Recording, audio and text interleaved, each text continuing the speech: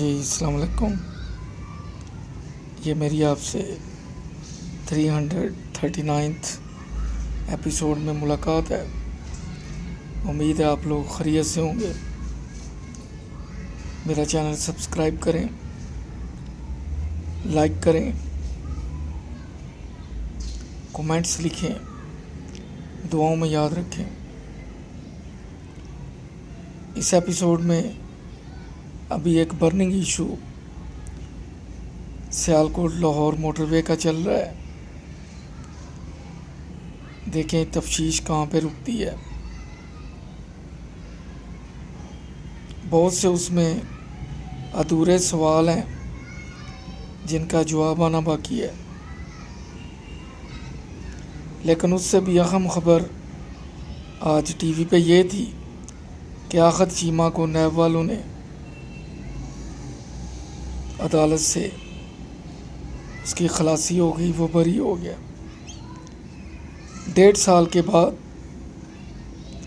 L D a reference میں آخر چیمہ بری ہو گئے ہیں. ایک فواد حسن فواد ہیں جو شاید پرنسپل سیکرٹری تھے پرائم منسٹر کے نواز شریف شہباز شریف دور کے، وہ میرا لئے ابھی تک اٹکے ہوئے ہیں. اب بہت بڑا سوال یہ پیدا ہوتا ہے کہ نیب والوں نے کس بیس پہ اس کا ریفرنس داخل کیا جو 1.5 سال کے بعد وہ بری ہو گئے. اس میں بھی بہت سے سوالات ہیں. اسٹیٹ کے کتنے پیسے لگے، عدالت کا کتنا ٹائم ضائع ہوا،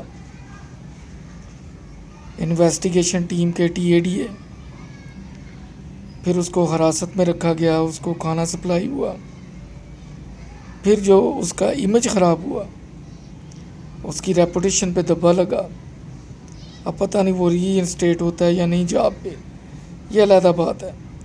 شاید ہو بھی جائے تو اس سے پچھلے 1.5 سال کی پورے تنخواہیں اور بینیفٹس لازمی باتیں ملیں گے. یہ بڑے لوگ ہیں. لیکن ایک عام آدمی یہ سوال پوچھتا ہے کہ نیب ٹیم جس نے یہ ریفرنس تیار کیا انہوں نے کس بیس پہ کیا. اب اگر اس پہ کیس ثابت نہیں ہوا تو ہونا تو یہ چاہیے کہ جنہوں نے یہ ٹرائل شروع کیا، جنہوں نے یہ ریفرنس بنایا، میرا کم سے کم 1.5 سال، انہیں بھی سزا بھگتنی چاہیے. یہ بہت بڑا المیہ ہے. اس سے اداروں کا اعتماد عوام پہ ختم ہوتا ہے. سیاسی پارٹیاں بھی بدنام ہوتی ہیں، عدالتوں کی ریپوٹیشن پہ بھی سوال اٹھتے ہیں، لیکن نتیجہ کوئی نہیں ہوتا. اب آئیں موٹر وے والے کیس پہ کہ وہ محترمہ رات 2:15 بجے 2:30 بجے گھر سے نکلتی ہے. ایمرجنسی تو کوئی بتائی نہیں گئی. 3 بچوں کے ساتھ موٹر وے پہ سفر کرتی ہے. یہ بذات خود ایک سوال ہے. پھر اس کا پیٹرول ختم ہوتا ہے، لیکن آج تک 3 4 5 دن گزر گئے ہیں. کسی ٹی وی رپورٹر نے، کسی انویسٹیگیشن ایجنسی نے یہ نہیں بتایا کہ ہاں ہم نے اس کی گاڑی کا میٹر یا ٹینک یا پیٹرول چیک کیا ہے، واقعی اس کا پیٹرول ختم ہو گیا تھا. اس پہ کسی صحافی نے کوئی بات نہیں کی.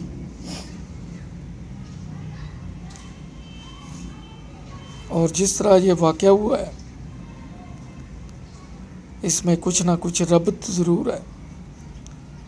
کوئی نہ کوئی اس کے ساتھ کانٹیکٹ میں تھا، ورنہ اتنی ایمرجنسی میں کوئی ٹریول نہیں کرتا. آگے دیکھیں تحقیق میں کیا بنتا ہے. ابھی سننے میں آ رہا تھا کہ شاید کوئی بہاولپور یا باول نگر کے کسی سٹی کا، قصبے کا کوئی آدمی ہے، اس کا ڈی این اے میچ کر گیا. اللہ کرے ایسا ہی ہو. لیکن کئی دفعہ بہت سی چیزیں منظر عام پہ نہیں آتی.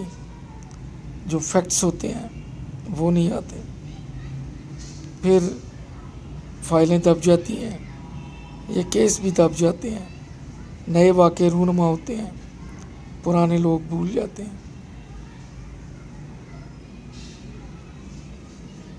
آگے دیکھیں کیا بنتا ہے۔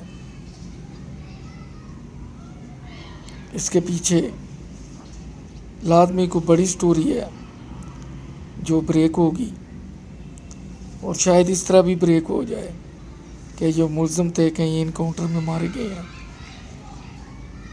یا کو بیرون ملک فرار ہو گیا ہے۔ یہاں جو اصل ہے وہ پردہ سکرین پہ نہیں آئے گا، جس طرح قصور میں زینب کیس میں علی عمران بعد میں پکڑا گیا، اس سے پہلے بھی وہ 2-3 کیس کر چکا تھا، اور ان کیسوں میں دوسروں کو نامزد کر کے میرا خیال ہے انکاؤنٹر میں مار بھی دیا گیا تھا۔ اب دیکھیں اس کیس کا کیا بنتا ہے۔ یہ بھی ایک ٹیسٹ کیس ہے۔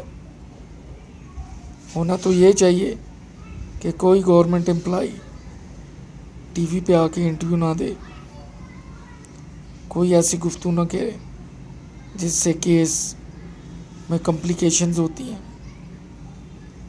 اور طرح طرح کے بیان پھر اس کو مزید بگاڑ دیتے ہیں۔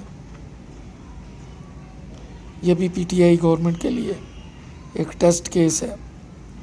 ویسے بد نصیبی ان کے ساتھ چمٹی ہوئی ہے، کوئی نہ کوئی آئے دن ایسا کیس ہو جاتا ہے جو خام خواہ ان کے کھاتے میں پڑتا ہے، اور پھر آئی جی بھی چینج ہوتے ہیں، منسٹر پہ بھی حرف آتا ہے، اور ان کی مقبولیت بھی کم ہوتی ہے۔ اگر لوگوں کی طرف سے نہ ہو تو ان کے اپنے وزیر ہوا بازی سرور صاحب جیسے محترم آ کے کہہ دیتے ہیں کہ اتنے پائلٹس کی ڈگریاں جعلی ہیں۔ یہ اپنے لیے خود پرابلم کریٹ کرتے ہیں، کسی اور کو کرنے کی ضرورت نہیں۔ جیسا کہ ابھی نواز شریف کے کیس کا ہے، اسے واپس لایا جائے، وہ جھوٹ بول کے کیوں گیا ہے؟ چلیں وہ جھوٹ بول کے گیا ہے، وہ کون ہے جنہوں نے بھیجا ہے؟ وہ کون ہے جنہوں نے اس کی رپورٹیں تیار کی تھی؟ وہ تو پاکستان میں ہے، وہ تو کہیں نہیں گئے۔ اگر وہ کہہ رہے ہیں کہ رپورٹیں درست تھیں تو پھر خاموشی اختیار کرنی چاہیے۔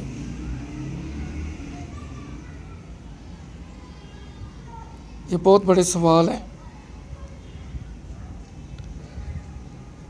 ہماری سیاست میں ہم تو یہی دیکھ رہے ہیں، عدالتوں کے بڑے بڑے فیصلے بھی ایک دن 5, 6, 7 سال 8 سال کا عرصہ گزرنے کے بعد پتہ چلتا ہے کہ وہ مناسب نہیں تھے معذرت کے ساتھ۔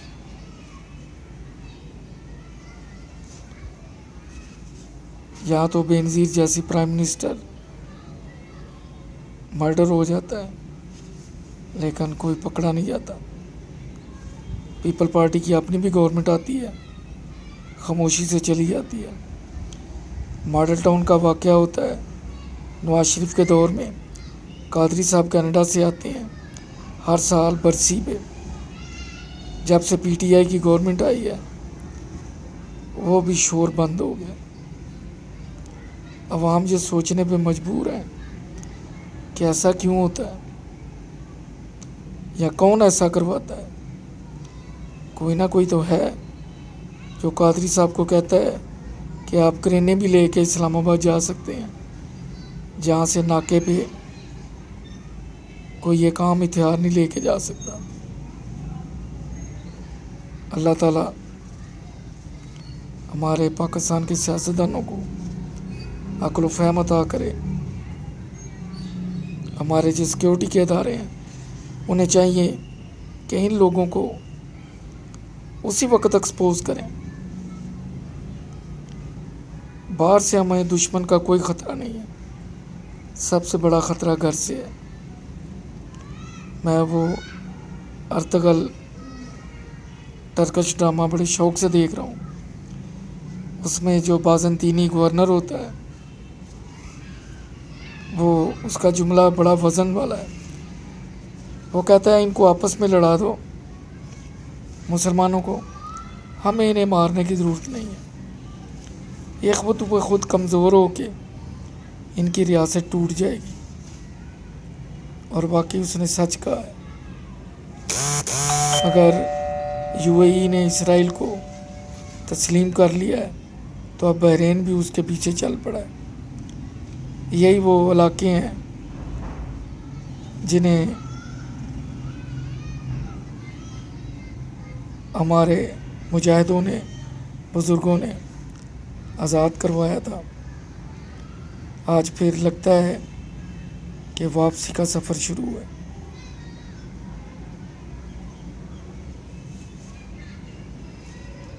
اللہ تعالیٰ مسلمانوں کو فتح نصیب کرے، اچھے حکمران نصیب کرے جن کی نظر مستقبل پہ ہو. دعوے تو بہت بڑے بڑے ہیں،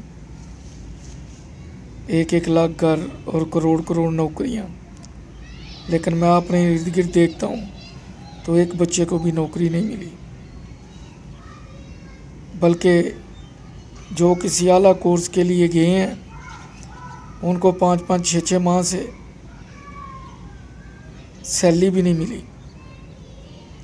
یہ محکمہ صحت سے متعلق ہے. تو جب یہ عالم ہو تو ملک کے باقی اداروں کا اور ان پہ ان کی گرفت کا اور اکاؤنٹیبلٹی کا کیا حال ہوگا. اللہ تعالیٰ سے دعا ہے کہ اللہ تعالیٰ ہمارے حکمرانوں کو سوجھ بوجھ عطا کرے. ایک تو وہ ہے جو موٹر وے پہ ریپ ہو رہے ہیں یا مرڈر ہو رہے ہیں، ایک وہ ہے جو شہری ہر روز مہنگائی کے ہاتھوں پس رہے ہیں، کوئی پوچھنے والا نہیں ہے. اجازت چاہوں گا گفتگو کے دوران کوئی نامناسب لفظ تو معذرت چاہوں گا. اپنا خیال رکھیے، میرا چینل سبسکرائب کیجیے، اپنی رائے دیجیے. اللہ حافظ.